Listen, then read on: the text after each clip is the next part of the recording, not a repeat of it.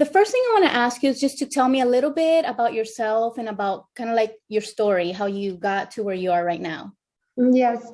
Well, I was born in San Antonio, but I was raised in Mexico. So as a little tiny baby, I was moved back to Torreón, Coahuila, where I did my la primaria, I Like your started elementary? elementary school there. And then I moved back to San Antonio when I was 12 years old. I started in middle school here, and I got involved into art class as one of my electives.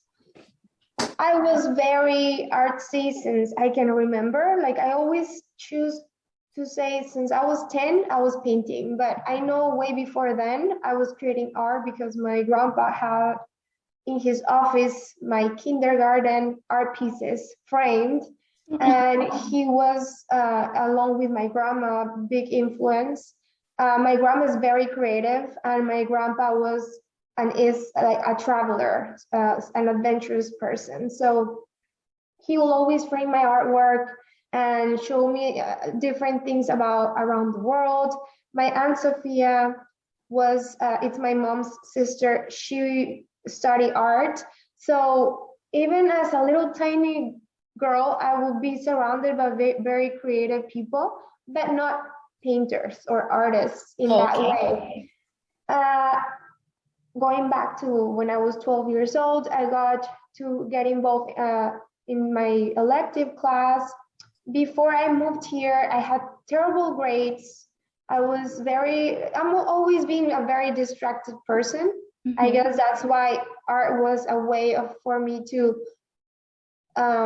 focus on something and actually finish it without having to go back and forth.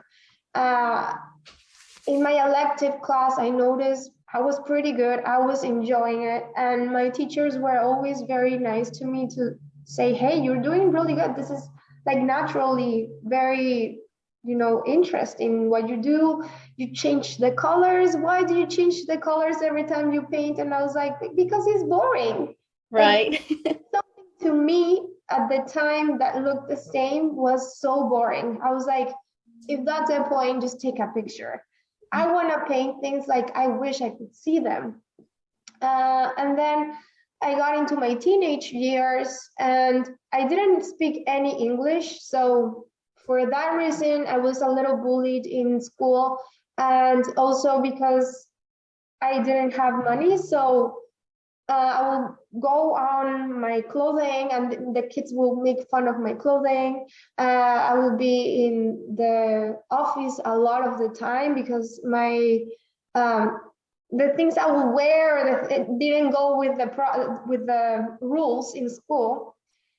So I was a rebel even when I was not trying to be one. I never liked the idea of breaking the rules, but society does this funny thing that they just label you. Like, you are a rebel kid, you are this, you are that. So I got all these labels like, oh, this girl that doesn't speak the language, she doesn't care about school, she doesn't care about this or that.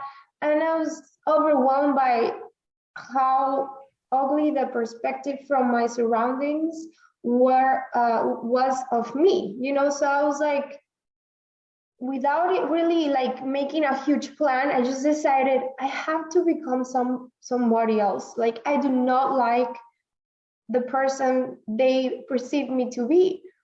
And I didn't like myself either because I was very angry at the time. My parents moved me without my consult, they didn't consult me at all. Of course, I'm a kid, but I always felt like as a family, we should have maybe like at least let me know, prepare me mentally, physically for everything. And it was kind of like, this is what's going on. Right. So I was angry. Even though now I'm very thankful about it, I was very angry. And at that time, I started using art like the way I would express all my anger in a safe way, right? I was never into the idea of cutting or pulling my hair or anything like that, but I would see a lot of kids doing that in school or moving into drugs and things like that. And that was never my thing, but I could relate in the sense of when you feel so overwhelmed and you don't know what to do. In my case, I would hit my brothers and I would be very violent at home. I would scream and make big tantrums and everything, but never to harm myself, right? Right. As time passed and I noticed like I was painting very ugly things, my mom would get a little scared and ask me like, why do you paint um, very skinny hearts that were like hanging from trees and things like that? Like, are you suicidal or something? And I'm like, no, it's just, I feel like I'm so empty inside and I just feel like my heart is so skinny. Like I need to eat things that will fill me up. And I don't mean it like food, mom. It's like, so I never could find myself the right words to express my feelings. So I would do it like with art. And I would write down on a piece of paper like all of the meanings that my symbolisms had at the time. And so a lot of times I will feel very uncomfortable showing to people my art, because even though I was very proud of it, most people will be like, what is this? Like scared, right? Mm-hmm. So I decided for a while just sticking to showing projects that I did at school, not showing my personal things to people anymore. And as time progressed, I learned a little bit more of the language. I got very well involved in school. I got good grades. And I just started building this person like, I want to be happy. I want to be have good grades. I want to be a good daughter, a good friend.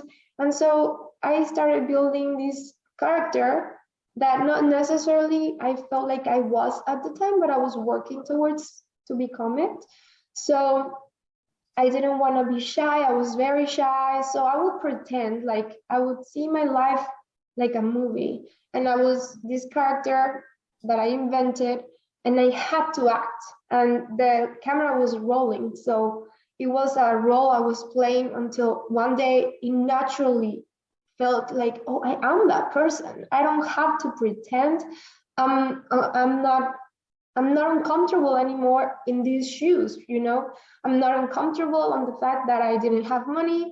I'm not uncomfortable with the fact that my dad got deported and we lost it all. Like, it started becoming like, okay, it's my life and I have to own it and I have to learn about it and I have to share it if it helps others.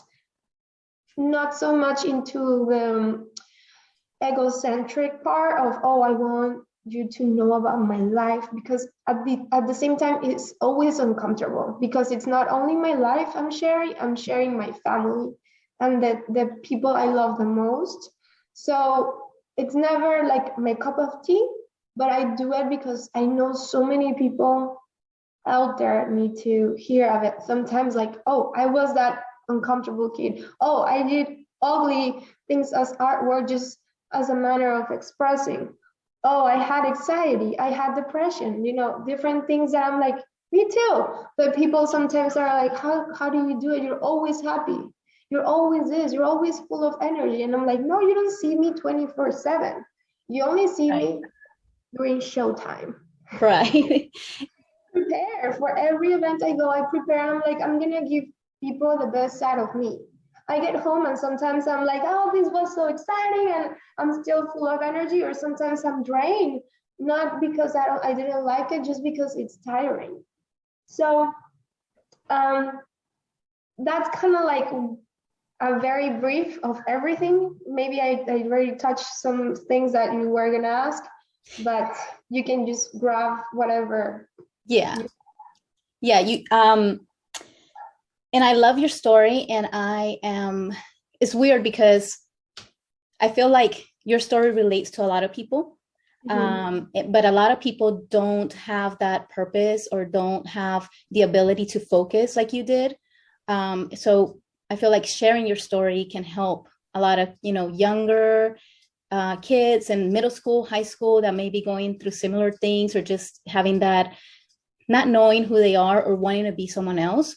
Right. Especially nowadays, because a lot of people are just so into the social media and just having a different image of who they are that they forget to really develop who they want to be. Yes. And I'm really impressed that basically your artwork, I feel like it transformed Yes, as your life transformed. exactly. So I think people need to think about more of their life as a transformation and take conscious, steps to do that and just have purpose. Yes, I agree with that. So let me see. Let me look at the questions real quick.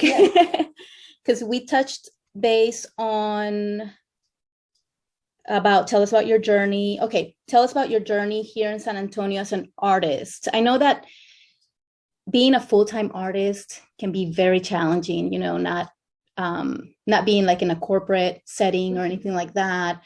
What made you kind of leave, if you had a job before this, what made you leave that job and just go full-time as an artist here in San Antonio? I was very fortunate to be very young when I met my business partner, and he's 9 years older than I am, so he was already into the corporate world and IT. So I was very young. I was just literally cleaning houses, being a caregiver, and taking one sabbatical year because I lost my scholarship to go and study to the college that I was going to go, which was in carnivore. So that year was so frustrating for me. I lost it, and I was like, I'm so lost with that scholarship. I can never pay for it. And once again, super angry, super alone. My parents were not here because my dad had been deported. My mom left with my brothers there to support him, and I stayed here not knowing like where to go, no guidance, nothing.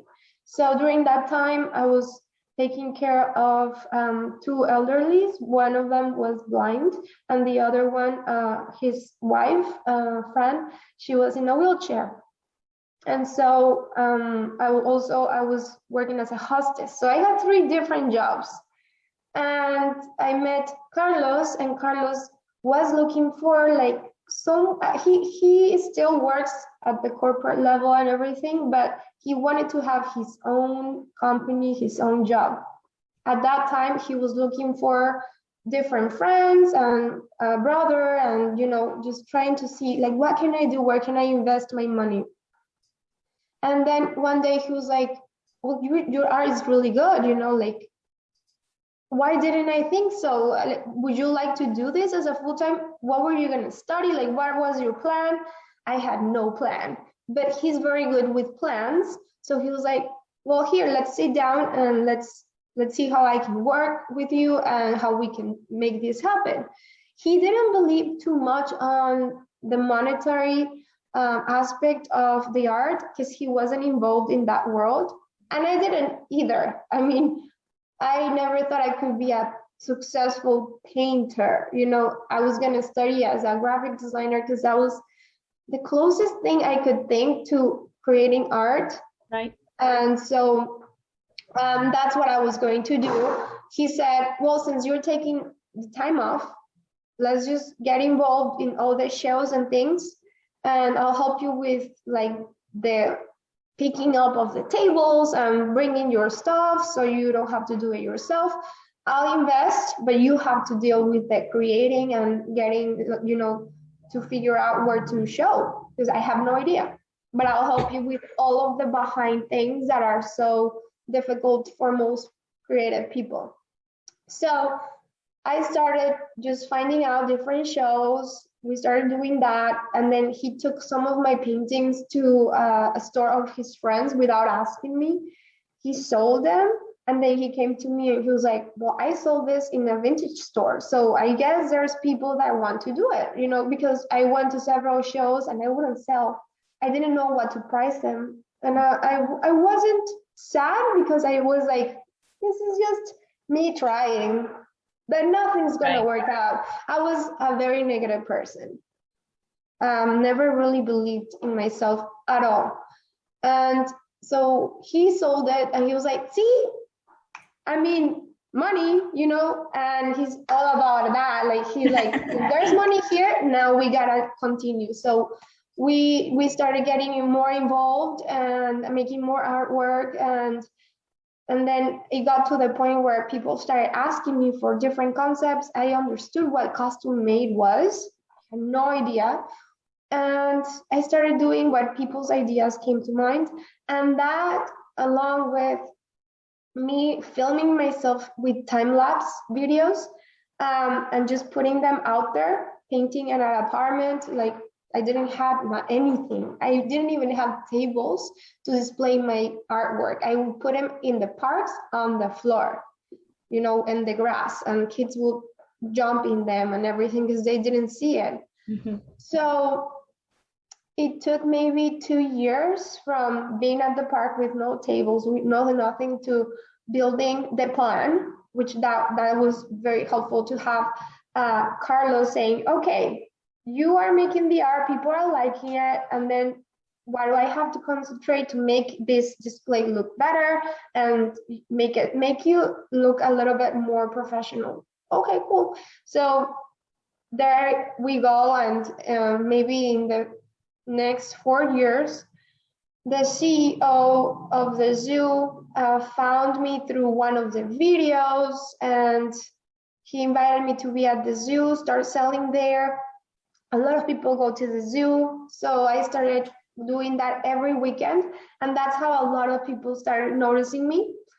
And then I got interviewed to be in the TV, and from there I was able to put my artwork inside Univision headquarters. They gave me the entire place just to put my work in there. That's awesome. So little by little, I had enough things to say, hey, I'm an artist, like I'm an artist, because I didn't believe it. It would sound even weird for me to say, like, what do you do? I'm an artist. I wouldn't believe it. It would sound silly. I would be like, oh. And I would still be half of my time, I would be a caregiver. So I did caregiving and art for 4 years before I said, hey, you guys, I have to move on. And I opened my shop in Bitters and 281 inside the Artisans Alley. That was my first gallery. By that moment, I was nominated Gallery of the Year, Artist of the Year, this, that, like that year, many things just exploded in a beautiful way.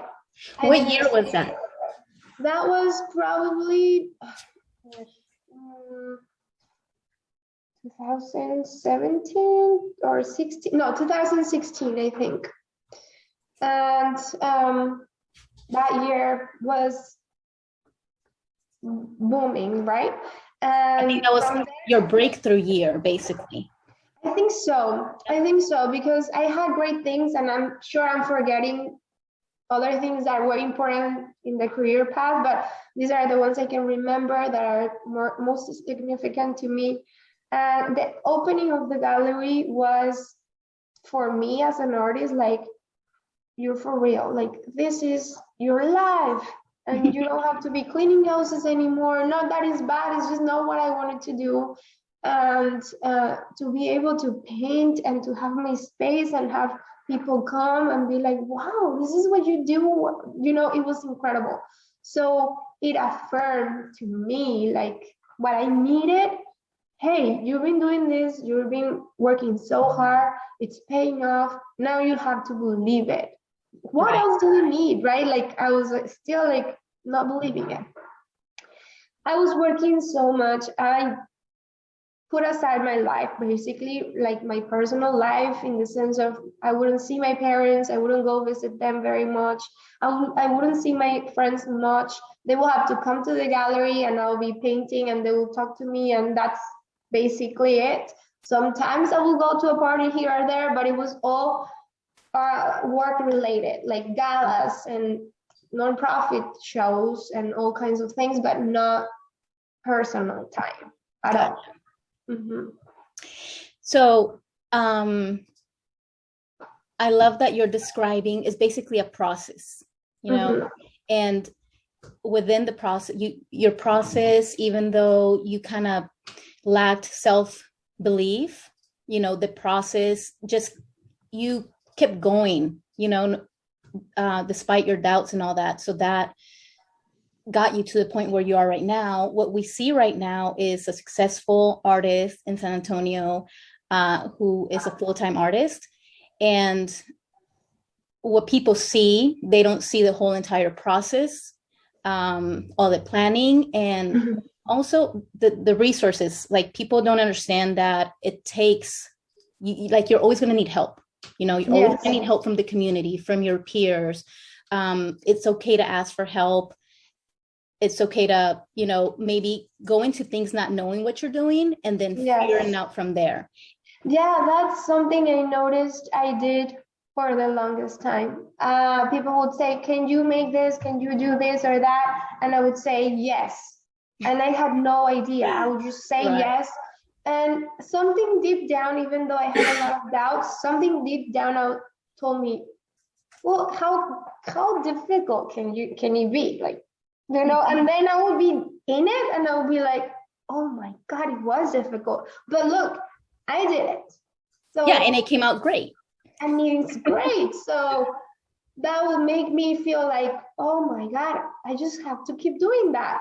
Say yes, yes, yes, yes. So I had like 3 years of yes, yes, yes. Yes. Like, I wouldn't say no at all. And that's why, in a way, it got me with a momentum that was super, super, super Right. strong. But balance is key. And that's what I didn't know, you know. It's part of I the didn't learning know process. how I could burn down, because I was like, well, you always hear, if you are doing what you love, you never work a day in your life. Well, in a way, sure, you will always enjoy every day, but it's a lot of physical work. It's not only painting, and that's physical. Right. It's okay, talk to people, send emails, prepare the shows, deal with the people that are working with you or for you or whatever. And it's like many things at the same time. You're wearing a Constantly, lot of hats. many hats, including things like, oh my God, I have to clean. And you're like, Right. what? No, I have to eat. Oh my gosh. You know, like little things like that I would see like, oh, why do I have to eat? Why do I have to sleep? This is Yeah. taking me time. And now I'm in a different place. I Right. didn't know how important it was until one day I literally started feeling sick. Still, you know, sick and sick and sick, and I didn't know what it was. I couldn't eat anything. Everything would blow me up. I started gaining weight, and I was working out. Everything was good. So people were saying to me, oh, it's because the age, you know, like you're getting closer to your 30s. And I'm Oh like, gosh. I do not want to believe that. So I went to a lot of doctors, and many times it will be like, you are putting yourself into a lot of stress. Mm-hmm. So stress causes this, and you know, I started working on a better diet. You know, there's a lot of products we don't know we consume that are really bad, and we think they're healthy. And granola bars, like, oh my God, granola bars are so healthy. I will eat tons of them because I was like, Sure. I don't have time to eat. Right. And they're not so good. It's sugar, you know, and many other preservatives that will make me bloated and feel bad and lack of energy and all of these things. Before, because I know you're on a time frame, but before you go, tell me, what would you tell like a young artist or someone who's interested in having an art career? What would you tell them if you could tell them something, you know? I would tell them, do not compare your life with the social media type of life that people are showing out there. Things are not super easy. You'll probably not be discovered like just walking through the streets of LA. Like, you have to write your own story, and by that I don't mean it just like, oh yeah, in a romantic way. I mean it like, what do you want? Prepare a plan, make sure you have a checklist, and every day you work to cross something to get closer to what you want. What's your plan? Where do you want to be here like years from now? And it's hard to say, because I don't like that of 5 years from now, where do you want to be? Is in general, what do you want to be? You want to be an astronaut? What do you have to study? Where do you start? Like, you go backwards, right? This is where I want to go. And then backwards. How do I do the first step that will take me closer? And never expecting it to be easy. If it happens to be easy, well, extra for you, great. But do not expect things to be easy. Things will be hard, but that doesn't mean they won't be amazing. You know, the whole path can be very difficult and very beautiful, kind of like a walk in the mountains. You have to prepare yourself. You have to know it's going to be super difficult, especially once you're getting closer, because you need to focus in all of these different things to make your body, mind, and everything connect for everything to get you to that goal. Beautiful, Gio. Oh, and then one last thing. Where can people go to view your artwork and purchase it? Where are the exhibits here in San Antonio? Yes. So I have my website, DiZurita.com. There you can have like all of the different platforms and information of social media, like my Instagram, which is gio.dizurita. And then here in San Antonio, I have my artwork at the airport, Terminal B. It's called the Traveler Series, and I hope everybody likes it. Then I have at the Mexican Cultural Institute a Frida sculpture, along with other amazing local artists. That exhibit is opening up December 2nd, 2021. And then in La Cantera, there's a gallery called San Antonio Artists Collective, very beautiful gallery. I have my artwork there with other artists. And then I have my gallery here, my personal studio and gallery in Nolan Street. And people have to book an appointment to be here, but I'm always happy to receive people. And I give art classes to kids and adults with their reservation, but always also excited to meet different people that are interested in learning.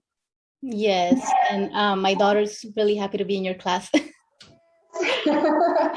I enjoy her, and I enjoy the fact that little by little she hasn't she has opened up, and Good. That's very beautiful to see the change. Yes, yes.